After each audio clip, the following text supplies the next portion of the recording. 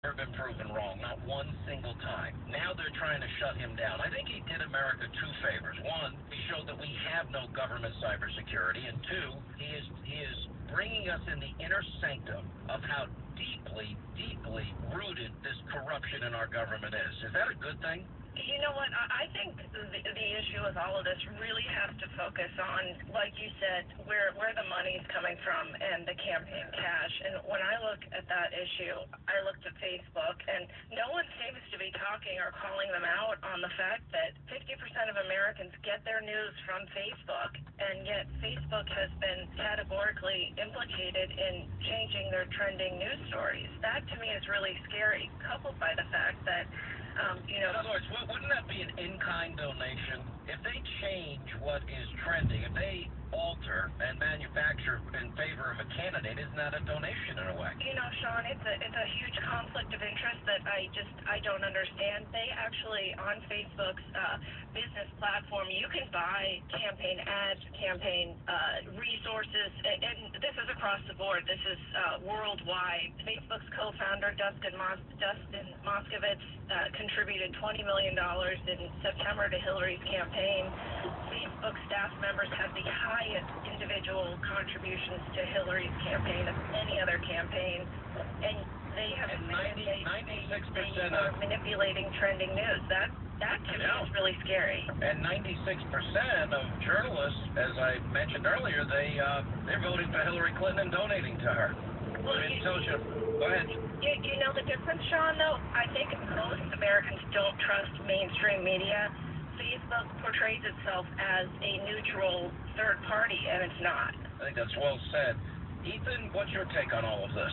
Well, hey, Sean, Ethan Pepper here. And I just wanted to let you know that I actually wrote the article for Related, and what makes it a little bit more scary is that it only took 10 seconds for the computer scientists to hack the voting machine, not 10 minutes.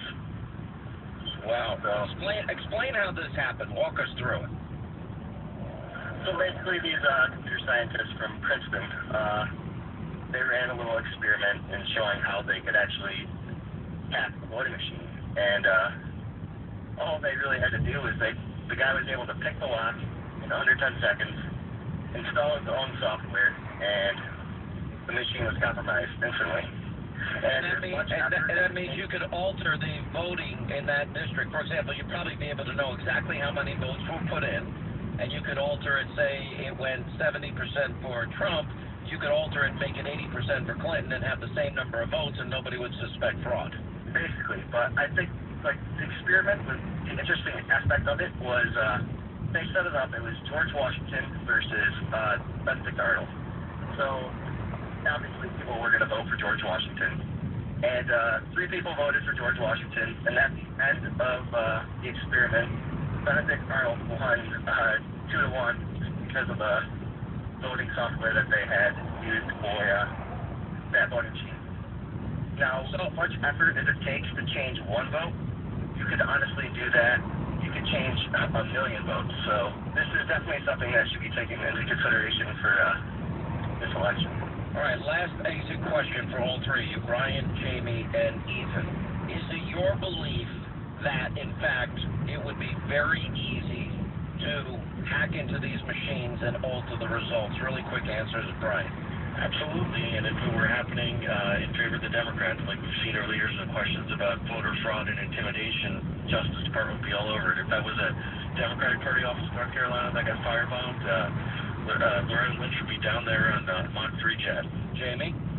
I think that the American public has been, the victim of being deceived about this election for quite some time, and the actual election will only be the icing on the cake. And I'll give you the last word, Ethan. By the way, great piece that you wrote. You need all the credit you deserve. Oh, well, thank you very much, John. I appreciate it. And I think you deserve a lot of credit for covering the O'Keefe story, one of the few journalists out there that tackled that, and I have a lot of respect for you for doing that, so I just want to say thanks to you as well. But I also wanted to say, if you can hack a car, you can easily hack a voting machine. And the fact that George Soros is chairman, is the director of Smartmatic, which is the voting machine that is in 16 states. I think that is something that should also be evaluated as well. Unbelievable. Hey, you guys are all terrific. Thank you all for being with us. And by the way, I admire, I can barely download an app. So